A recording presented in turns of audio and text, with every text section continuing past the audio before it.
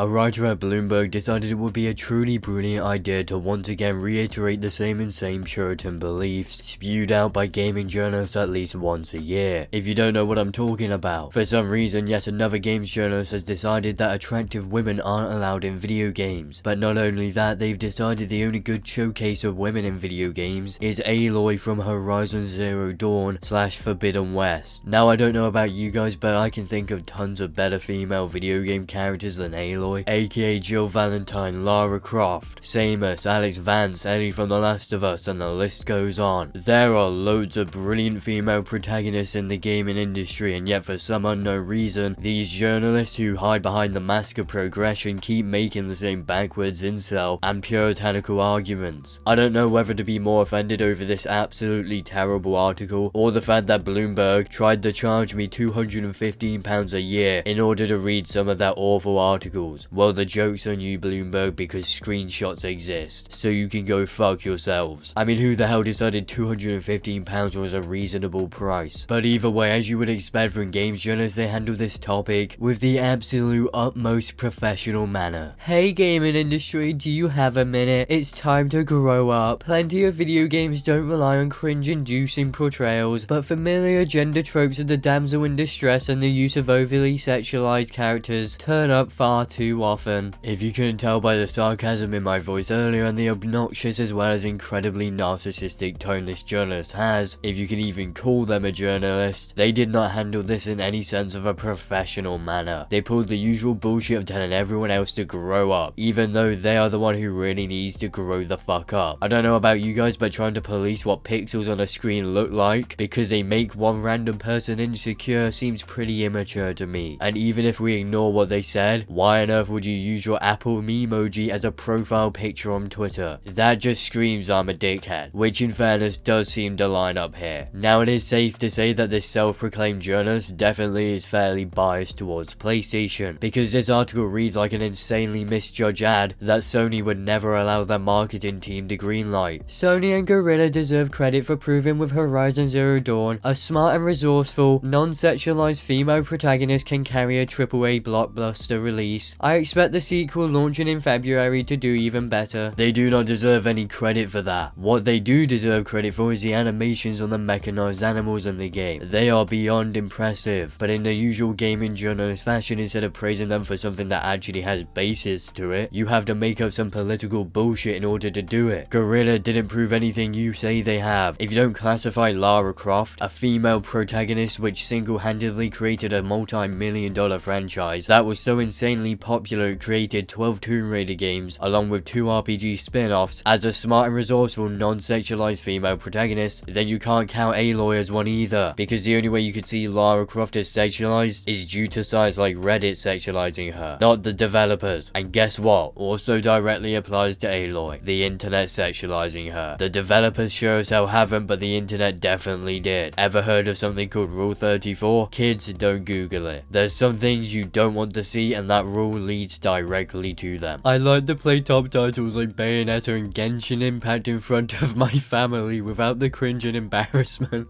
I'm sorry, I can't read that without laughing. Wait until this dumbass realizes Bayonetta was made by a woman. Yeah, this is how completely and utterly clueless this person is when it comes to the gaming industry. There should be a general rule in the industry that unless you actually play video games and have a small amount of knowledge when it comes to the gaming industry, you shouldn't get a job writing about video games. A very simple concept most industries use themselves, but for some reason it seems like anyone, and I mean quite literally anyone who is a failure at life, can write gaming articles. Also, why the hell are you playing games like Bayonetta in front of your family? They aren't family games, they're mature games. Maybe, and here's a truly wild idea, develop common sense and play family titles in front of your family if you want to avoid the quote-unquote cringe and embarrassment that comes along with playing games like Bayonetta in front of your family. This really isn't rocket science. This thread has gone viral, 1 million plus impressions, reiterating what I'm nudging the gaming industry to do. 1. Increased diversity in protagonists, plus more positive portrayals of women. 2. More female executives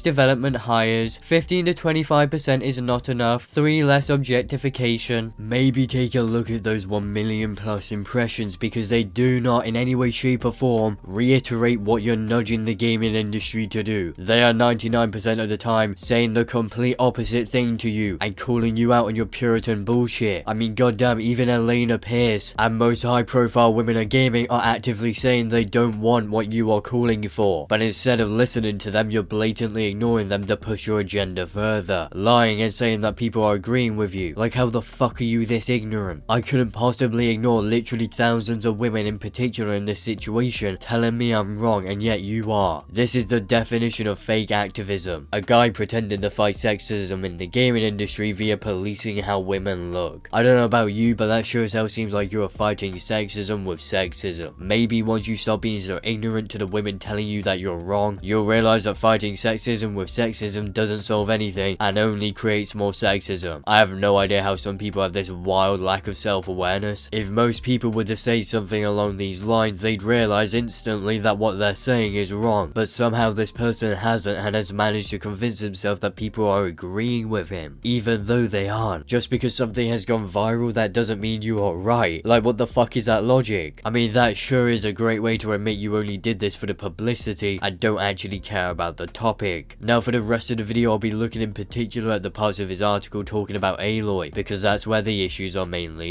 within his article. Zero Dawn's main protagonist is a female character who doesn't look like a supermodel. Set in a post-apocalyptic time far in the future, the character, named Aloy, battles robotic dinosaurs and aims to stop a rogue artificial intelligence system from destroying life on Earth. The game's developers said they wanted to create a believable and inspirational hero for everyone, and it worked. Players loved the character and the game's engrossing narrative and production values. Horizon went on to become one of Sony's most popular games, with more than 10 million units sold. This just reads like a really poorly thought out ad for the game. Aloy looks pretty much just like every other female protagonist when it comes to how attractive she is. And does this guy really think the main reason people liked Aloy was because of the fact she didn't look like a supermodel? Because that definitely wasn't the reason. It's thanks to the game's story, not how she looked or didn't look. That's like saying people only like Lara Croft or Jill Valentine for their looks. They don't. They like them since they're badasses. The sequel, Horizon Forbidden West, is poised to be one of the biggest releases of 2022 after it launches in February. If successful, it should encourage other publishers to move beyond superficial female appearances and focus on better storytelling and game quality. The positive response to the title among female gamers on industry websites and social media suggests it might help bring more female gamers to console games as well. Social media suggests none of what you're saying it does, and the reaction social media had to this shitty article is all of the proof you need of that. If Horizon Forbidden West is successful, all it is going to do is tell Sony to make another game. It won't have a major effect on the industry. Characters like Aloy remain too rare among mainstream games. As a video game enthusiast, I find it uncomfortable playing leading titles like Tomb Raider, Genshin Impact or Bayonetta, all of which feature female characters in skimpy outfits. But for now, gamers are stuck either watching sexist depictions of women or avoiding many of the gaming world's top franchises. Of course, plenty of best-selling video games don't rely on cringe-inducing portrayals, but familiar gender tropes of the damsel in distress and use of overly sexualized characters turn up far too often. Since when did Lara Croft wear skimpy outfits in Tomb Raider? I challenge you right now to go download the Tomb Raider games again and show me Lara Croft in a skimpy outfit, because I sure as hell don't remember that. Also, what in the fuck is the problem with pixels on a screen wearing quote-unquote skimpy clothing? For someone trying to rid the gaming industry of sexism, it sure seems like you're trying to control what women in video games wear. Something I not only find incredibly cringy, but also incredibly weird. If you don't want to play games where women are up to your puritanical needs, then simply don't play them. And who's going to tell the guy that you can see Aloy's skin in some of her outfits that you can wear in the game? I'd love to watch him lose his shit over that, because that's about as close to skimpy as Lara Croft ever gets. One obvious path towards reform would be to improve diversity among those who create games for deep-pocketed developers. Earlier this month, Activision released a report showing that only about 1/4 of its employees were female, a share it said was similar to industry peers. A prior study found that women are even more underrepresented in executive roles in the industry. It's hard to imagine that some of the worst game design decisions wouldn't have been avoided if there were more female voices participating in the process. Reeling from its own scandal, Activision says it will do better and hire significantly more women within 5 years. I honestly find it pretty hard to believe that if more women were brought into the games development industry, you'd actually like it, considering the fact I haven't seen a single woman agree with your take here, which is unsurprising considering how insane it is. And I love how he's hand selected Activision's specific specifically. No shit, a company that has had numerous cases of sexual harassment taking place inside the workplace won't have a high number of women working there. I sure as I wouldn't want to work there as a man, let alone a woman. The treatment of women in video games, both behind the scenes and as characters within them, is nothing short of scandalous. Hopefully the latest round of outrages, as well as the example of Sony's Horizon title, will spur publishers to change their culture. It's well past time that they did. The only outrage this truly terrible article caused was one against it. It's amazing how every time one of these articles comes out, they have to use extreme tunnel vision to form an argument, because if you took 2 seconds to look at the gaming industry, you realize there have been tons of female protagonists from the beginning of the industry to current day. Everyone knows who Lara Croft is thanks to the fact she's been around since the PS1, and there are loads of similar characters like Samus, but of course gaming journalists will ignore them because it doesn't fit into their wildly delusional narratives. Now we've finally come to the end of that awful article, which means we have finally come to the end of my video. So with all that being said, please do not forget to do all the things YouTubers love to bait you to do, aka check out my Discord server, follow me on Twitter, as well as like, comment and subscribe. So that I'll see you all in the next video.